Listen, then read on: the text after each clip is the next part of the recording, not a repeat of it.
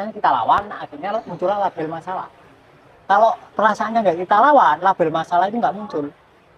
Udah selesai, dibiarkan perasaannya. Jadi nggak ada masalah.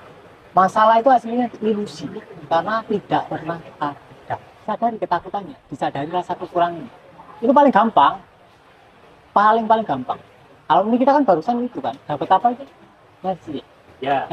Jadi alumni kita habis dapat mercy. Ya karena cukup disadari rasa kekurangannya. Hijab atau penghalang yang paling menghalangi kita untuk mengalami kesatuan dengan semesta atau kesadaran, karena kita berusaha menyatukan diri. Awalnya kita udah nyatu nih, kita air nih, misal kita air, dari awal di situ, di kolam. Usaha air, setetes air untuk menyatu sama keseluruhan kolam, itu justru menjadi. Baik Mas Riko, saya melanjutkan pertanyaan-pertanyaan teman-teman yang ada di Telegram. Ya, Mas Riko, pas ada masalah, gimana caranya biar kesadaran yang ambil alih, biar gak keduluan pikiran yang pertama respon? Nah, itu artinya pertanyaannya agak aneh. Ya. Pikiran itu kan juga kesadaran yang sedang bergerak. Masalah itu juga kesadaran yang sedang bergerak. Kenapa kok solusinya itu cuma dibiarin? Kenapa? Ya karena semuanya kesadaran. Aslinya kalian sedang melawan diri kalian sendiri, makanya kalian menderita. Ketika kalian melawan kesedihan, kesedihan itu kan aslinya juga kesadaran. Artinya kalian kayak tangan kanan lagi melawan tangan kiri kalian sendiri, pasti menderita. Makanya solusi satu-satunya itu dibiarkan apapun. Tayangan sekaligus emosinya, nanti selesai sendiri. Apapun itu. Jadi biarkan mengalir saja. Biarkan mengalir. Ikuti saja alirannya. Saman pernah, kalau saman jeli, saman ada nggak beberapa masalah yang saman biarin, tapi cepat selesai. Ada satu masalah yang saman pikir terus, saman berusaha selesaikan, malah nggak selesai. Oke. Ya kan? Iya, iya. Nah, Jadi langkah paling efektif itu kita biarkan masalah tersebut mengalir sesuai yang ada gitu aja. Jadi nggak usah kita tahan atau kita. Nah, label masalah itu diciptakan oleh pikiran. Oke. Kenapa kok pikiran menciptakan label masalah? Karena rasanya nggak enak. Rasanya kita lawan, akhirnya muncullah label masalah. Kalau perasaannya nggak kita lawan, label masalah itu nggak muncul. Udah selesai. Dibiarkan perasaannya. Jadi nggak ada masalah. Masalah itu aslinya ilusi, karena tidak pernah ada. Oke. Sejauh ini kan masalah itu kan cenderung ke yang negatif-negatif. Apakah sesuatu yang positif itu sebenarnya bisa diartikan masalah juga? Karena itu sama-sama keadaan, ya kan? Cuma keadaan yang enak dan dianggap tidak enak gitu aja. Apakah itu sama masalah? Enggak. Bisa diartikan Karena masalah? kalian tidak pernah melawan sesuatu yang positif, nggak pernah. Nggak pernah ya? Tapi karena yang negatif kalian lawan, ya akhirnya jadi masalah. Oke. Masalahnya itu bukan ada pada negatifnya, bukan ada pada emosinya ataupun pada tayangannya, tapi pada perlawanan kalian. Sehingga masalahnya stuck di situ, nggak selesai. Nah, Oke. itu yang perlu digaris bawah. Oke. Masih terkait masalah Mas Riko. Apakah karma itu bisa diturunkan dari generasi sebelumnya? Karena ini kalau diyakini kan akan menjadi sebuah masalah juga. Menurut Mas Riko seperti apa ya? Bisa. Contoh, ibunya Mas Rosi hamil. Kemudian misal dia mendapatkan diselingkuhi misal. Kan itu rasanya nggak nyaman, nggak enak. Mungkin ada rasa bersalah, rasa ketakutan dan lain. Nah, konstruksi mental atau gestaltnya itu diwariskan ke anak. Anak juga mengalami. Karena si ibu sama si anak terhubung melalui plasenta. Jadi apa yang dialami si anak, apa yang dialami si ibu itu juga teralami di diri si anak. Kemudian ketika lahir, ya udah tercipta identitas akarnya itu udah tercipta. Kemudian dibuat lebih tumbuh lagi, lebih rimbun lagi dengan pola didikan para orang tua masing-masing. Intinya cetakan pertama itu adalah waktu ibunya hamil, atau bahkan ketika kalian berhubungan seksual. Kalau kalian mau bahas lebih jauh, cetakan pertama adalah waktu kalian berhubungan seksual. Waktu kalian sedang menanam benih, itu sangat berpengaruh. Jadi ketika kalian, biasanya gini, orang habis capek kerja, beban, kemudian dia berusaha melepaskan bebannya dengan seks. Nah, secara tanpa sengaja kecelakaan dia hamil. Itu pasti cetakannya buruk. Kenapa? Ya karena itu kecelakaan, bisa dianggap kecelakaan. Karena kalian hanya untuk melepaskan stresnya. Kalian tidak ada dalam nuansa cinta. Oke. Makanya seks sangat penting, sebaiknya hanya kalian lakukan ketika kalian berada dalam nuansa cinta. Jangan pernah melakukan seks ketika kalian lagi marah sama pasangan. Oke? Ini penting. Karena kebanyakan pasangan itu seksnya itu lebih hot ketika dia lagi ada masalah. Lagi marah, kemudian dia seks lebih hot. Tapi kalau kalian menanam benih di situ, itu akan seburuk-buruknya cetakan. Itu sangat bahaya. Jadi jangan pernah mendekati seks dari sesuatu selain cinta. Nuansanya harus benar. Kalau nuansanya benar, benihnya baru benar. Embrionya baru benar.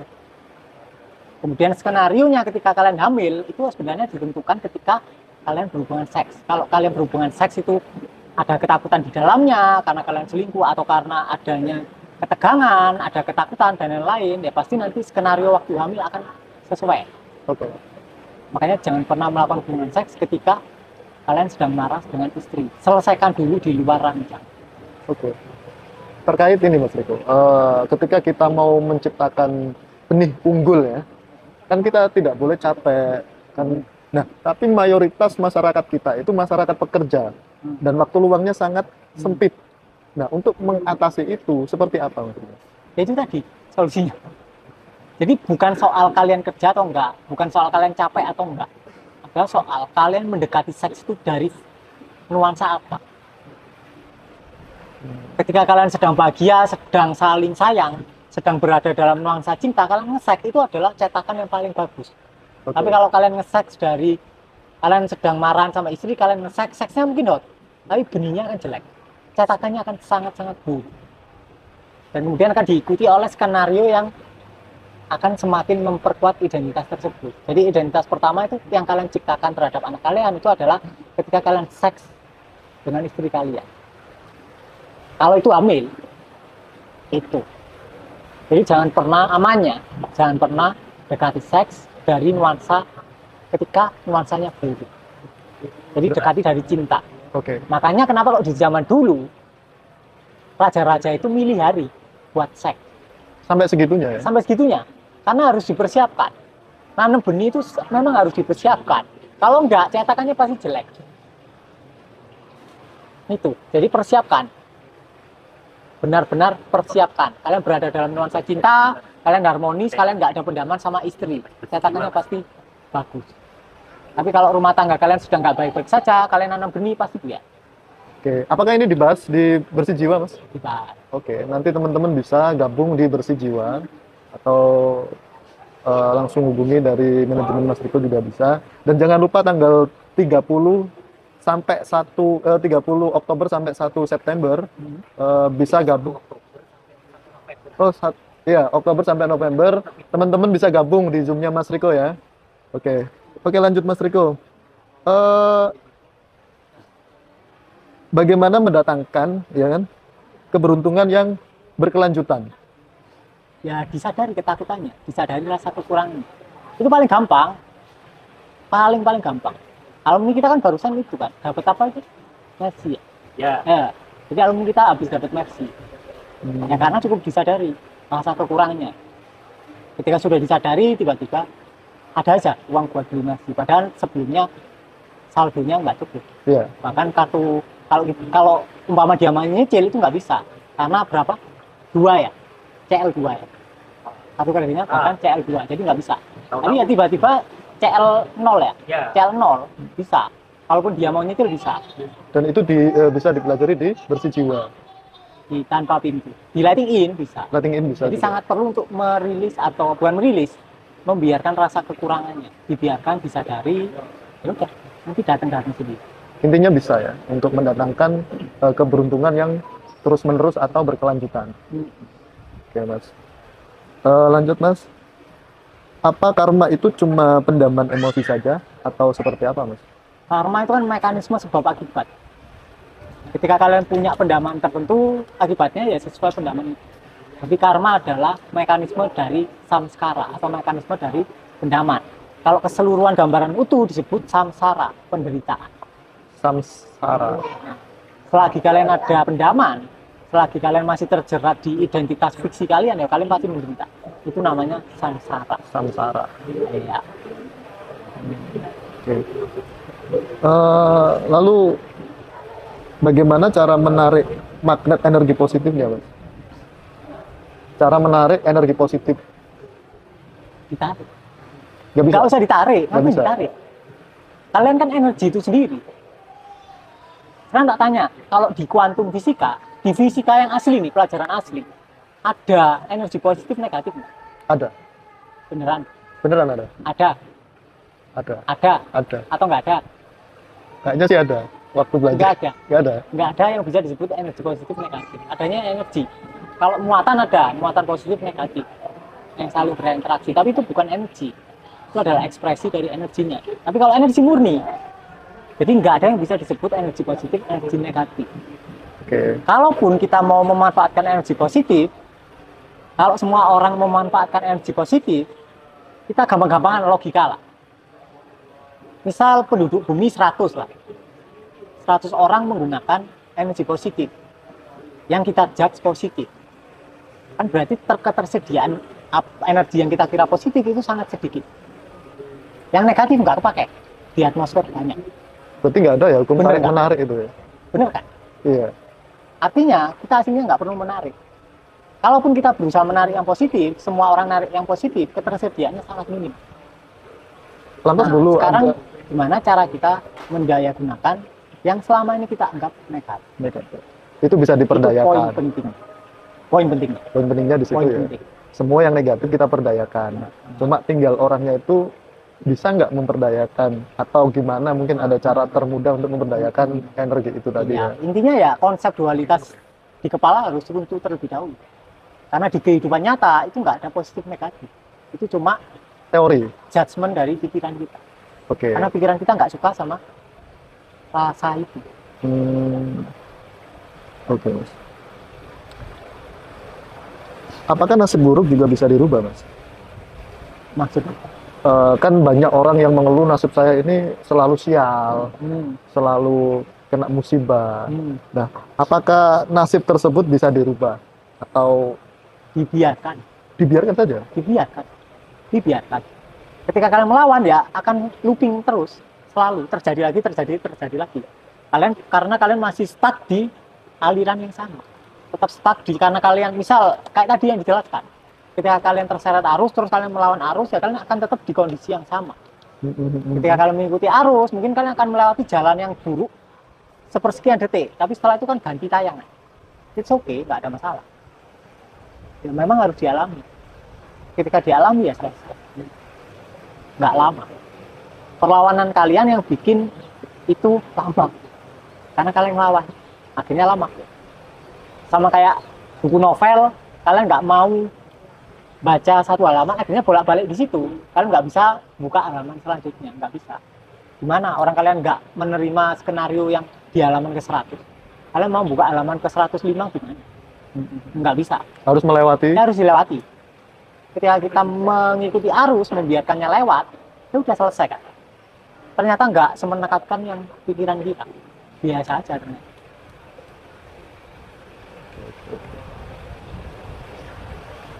Lalu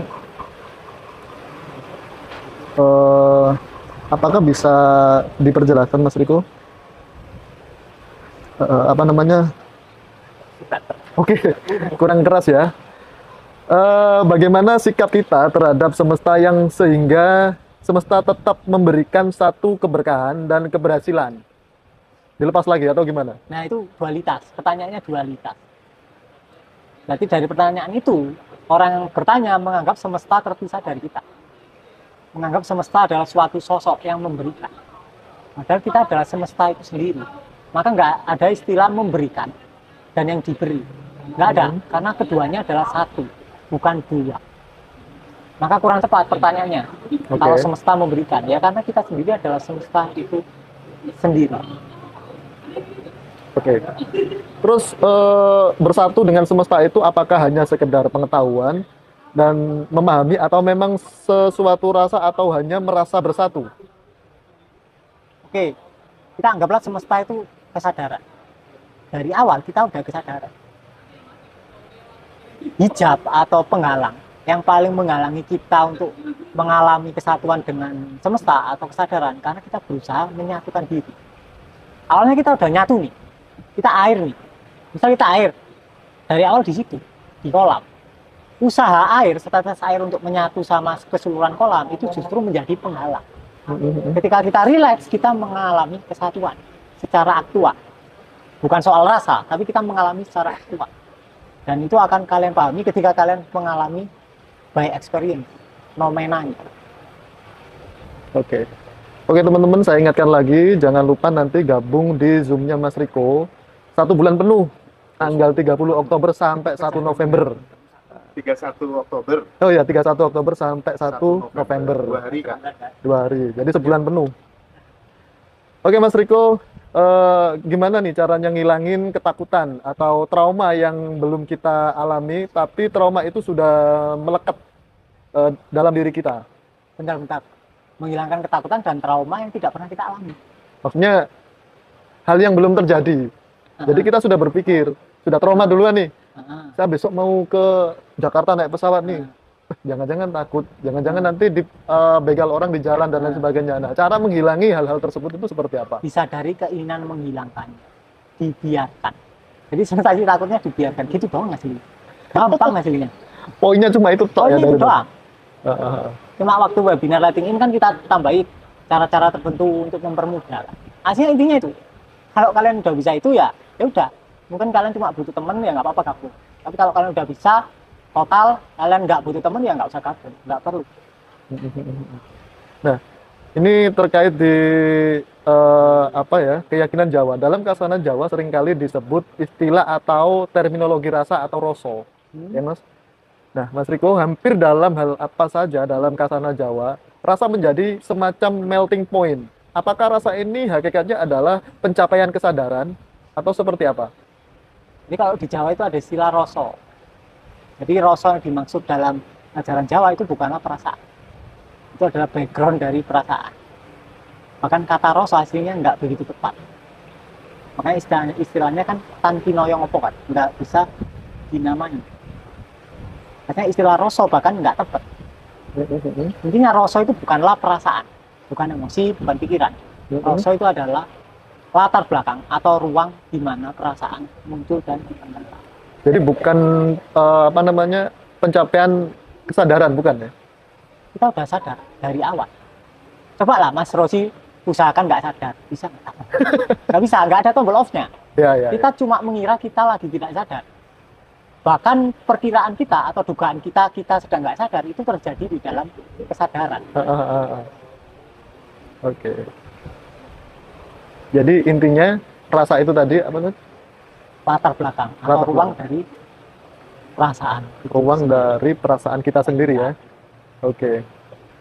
Atau bagaimana relasi antara rasa dan kesadaran, Mas? Relasinya itu apa? Rasa dan kesadaran. Rasa dan kesadaran. Rasa yang mana? Rasa yang tadi. Iya. Rasa yang tadi sama. Tapi kalau korelasi antara kesadaran dan perasaan itu adalah manifestasi dari kesadaran. Jadi kesadaran itu adalah air, lautan, sedangkan perasaan adalah ombaknya. Jadi nggak terpisah. Perasaan adalah ekspresi dari kesadaran. Jadi satu kesatuan itu sendiri satu. Ya? Makanya nggak ada yang perlu ditolak, dibiarkan saja. Oke. Ini ada pertanyaan bagus Mas Riko. Setelah fase terendah, bagaimana sikap kita terhadap semesta yang sehingga semesta tetap memberikan satu keberkahan dan keberhasilan? Kita sedang ada di fase terendah. Iya. Nah, setelah fase terendah. Setelahnya ya udah dibiarin aja. Kalian perlu menyadari pikiran kalian yang menjudge kalian sedang berada di fase terendah. Rendah dan tinggi itu kan cuma penghakiman dari pikiran kan. Nah, itu yang perlu kalian sadari. Kalau kalian menjudge kondisi kalian rendah, otomatis kalian akan ingin kondisi yang tinggi. Semakin kalian ingin kondisi yang tinggi, kalian akan semakin terjebak di kondisi yang rendah. Bahayanya itu.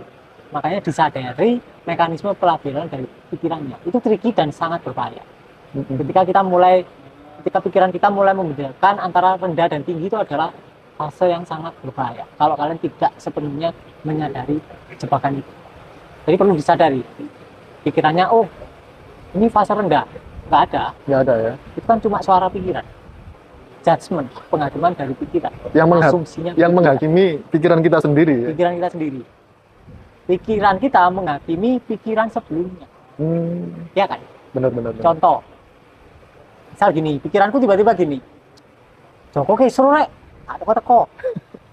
Terus selanjutnya muncul, wah tapi kan aku kan nggak boleh kayak gitu sama Om Joko. Nah ini kan berarti menghakimi pikiran sebelumnya. Yang dihakimi itu bukan kita, yang dihakimi oleh pikiran adalah pikiran-pikiran sebelumnya. Oke. Jadi kita tidak tersentuh oleh pemikiran aslinya. Kalau kita jeli ya. Itu. Makanya perlunya menyadari gerakan pikiran kita sendiri. Ini kayaknya juga ada yang apa namanya termakan pikiran, Mas. Ini pertanyaan seperti ini. Beliaunya ini dulu pernah tunangan terus nggak jadi, ya kan? Terus dia itu yang menjauh. Nah, habis itu beliaunya menikah duluan, sekarang hidupnya kok rasanya kena karma gitu. Nah, ngatasinnya gimana, Mas itu? Padahal kita lepas juga baik-baik antar keluargaan gitu. Jadi seolah-olah dia ini merasa karena saya menjauh, membatalkan tunangan, akhirnya saya sekarang kena karma karena kehidupan yang dialami sekarang itu kok kena apa namanya? Nggak enak gitu. Nggak enaknya tok itu loh. Ya karena kalian punya rasa bersalah. Rasa bersalah itu nggak kalian sadari, tapi kalian kubur. Akhirnya itu mengekspresikan dirinya dalam berbagai tayangan sekarang. Misal, Mas Amrosi. Misal, Mas Rosi merasa bersalah nih. Otomatis Mas Rosi kan ingin dihukum. Iya. Misal Mas Rosi berbuat buruk ke Om Joko. Mas Rosi merasa bersalah ke Om Joko. Secara nggak langsung, Mas Rosi pingin dibalas sama Om Joko, bener nggak? Sama, ketika sampean merasa bersalah, sampean ingin dihukum oleh kehidupan. Oke. Itu bahaya. Aslinya perasaan pendaman yang paling berbahaya, pertama adalah apatis, kedua adalah rasa bersalah, ketiga baru malu. Oke. Apatis itu pasti mengarah ke urgensi bunuh diri. Tapi ketika orang apa namanya merasa bersalah, itu kan nggak bisa dirubah, tetap merasa dirinya bersalah dan itu akan terbangun atau terbentuk dalam mindsetnya dia, Mas. Makanya dibiarkan, dialami total rasa bersalahnya, nanti hilang sendiri. Kan itu cuma masalah sensasi. Apa bedanya cara menghilangkan rasa bersalah itu dengan merasa tidak bersalah? Kan susah itu membedakan. Gampang. Ketika sampean berusaha menghilangkan, ketika sampean berusaha lari dari rasa bersalah, rasanya nggak enak di badan. Tapi ketika sampean sudah tidak merasa bersalah, rasanya enteng. Intinya terasa di badan. Kalau badan kalian sekarang terasa berat, berarti ada beberapa jalur energi yang tersumbat. Sumbatannya itu kayak es batu. Misal air mengalir dalam pipa, kemudian dalam beberapa titik air itu membatu, jadi es batu. Jadi bukan berarti yang dinamakan sumbatan itu adalah bukan energi, itu juga energi yang memadat. Ketika kita cintai, kita biarkan apa adanya, dia mulai mencair. Kemudian aliran tubuh kalian mulai normal, ngeflow, artinya tubuh terasa lebih ringan. Nah, itu bedanya itu. Kan maksud saya gini, Mas. Saya ini mencubit Pak Joko, tak cubit nih. Nah, saya kan salah. Nah, masa saya nggak merasa bersalah, mau dilepas saja seolah-olah nggak salah, gitu? Apa gitu maksudnya? Untuk melepas kesalahan itu tadi? Bisa dari sensasinya. Bisa dari toh? Bisa dari doang, nanti hilang. Dan hubungan kalian mungkin akan lebih baik-baik saja, nggak ada apa-apa. Oke. Disadari saja, disadari sensasi, dibiarkan. Nggak, ini kayaknya kasusnya sampean, ada yang mirip. Coba sampean cerita lah. Sampean merasa bersalah ke siapa? Saya nggak pernah merasa bersalah. Terus? Saya itu orangnya lost. Yang penting saya itu sudah berusaha semaksimal mungkin tidak menyakiti dan merugikan orang lain. Gitu. Itu pun kadang masih dianggap merugikan atau menyakiti kan gitu. Jadi saya itu orangnya lost. Yang nganggap siapa? Saya. Ya. Bentar, kan sampean sudah berusaha berbuat baik sebaik-baiknya. Terus yang memandang, oh kayaknya aku nggak cukup baik, sama gini. Oh, misal terdekat aja lah, terdekat istri kita ya. Bilang ke sampean. Oh kamu ini salah, harusnya itu susu kamu taruh kulkas, jangan taruh luar, misal seperti itu. Nah itu rasanya gimana? Ya nggak enak. Nggak enak kan? Ya udah dibiarkan. Biasanya sampean ngapain? Kalau rasanya nggak enak? Ya diem aja ngerokok cemberut itu aja. Coba jangan. Jangan ngerokok. Berarti kan ngerokok sampean kan mekanisme lari ya. Ketika sampean diomeli istri, rasanya kan nggak enak di dada. Itu dibiarkan, dirasakan total. Kemudian ketika hilang, sampean ngerokok itu akan beda. merokok yang selama ini buat lari dari rasa yang gak enak, itu malah merayakan kehidupan dengan merokok. Dan itu akan jauh beda. Semuanya akan tahu bedanya. Rokoknya akan terasa lebih enak, lebih rileks, dan lain-lain. Iya, iya. Karena akhir-akhir ini juga banyak sekali orang yang mengambil langkah yang sangat konyol menurut saya. Misal kemarin 2-3 hari kemarin kan ada kejadian di sebelah ini, mahasiswa loncat dari gedung karena katanya masalah percintaan lah apalah. Nah, kalau Mas Riko sendiri itu sebuah karma dari leluhurnya yang dulu, atau memang kebodohannya dia sendiri untuk melompat dari gedung itu? Nah, aslinya kita tidak bisa menyebut keputusannya adalah kebodohan. Karena kita tidak merasakan apa yang dia rasakan. Kita nggak tahu. Ya kan? Kita nggak tahu kehidupan dia gimana, kita nggak tahu momen putusnya gimana, kita nggak tahu apa yang dia rasakan. Kita cuma bisa berasumsi, kemudian ngejar. Konyol banget, gara-gara putus cinta dia berhenti. Tapi kita nggak tahu. Kita nggak tahu. Kita beneran tidak tahu apapun soal orang yang bunuh diri. Tapi ada kaitannya dengan karma nggak, Mas? Ada kaitannya dengan perlawanan dia sendiri terhadap emosinya. Ketika dia terus-terusan melawan emosinya, suatu saat dia capek. Ketika capek, kemudian dia akan terjun ke rasa tidak berdaya. Kemudian mulai muncul rasa-rasa untuk ingin bunuh diri. Awal-awal mungkin nggak diturutin, lama-lama itu tiba-tiba terjadi tanpa dia duga. Pasti adalah kejadian-kejadian yang merangsang dia semakin ingin bunuh diri. Nah itu. Tapi secara detail emosinya kita nggak pernah tahu apa yang dia rasakan. Jadi sangat tidak elok untuk menjudge orang tersebut konyol atau bodoh. Itu menurutku sih. Karena kita nggak tahu apa yang